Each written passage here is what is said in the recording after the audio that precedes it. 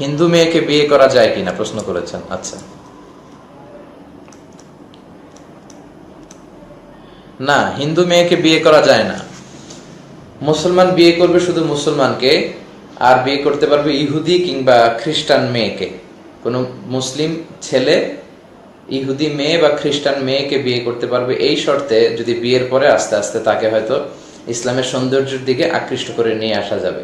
আর শিরকের দিকে যদি ওই ওই মেয়ে ধাবিত না থাকে তাহলে নেওয়া যাবে। কিন্তু এমন যদি হয় যে বিয়ের পরে আপনি খ্রিস্টান হয়ে যাচ্ছেন, আপনি ইহুদি হয়ে যাচ্ছেন, তাহলে বিয়ে করা যাবে না।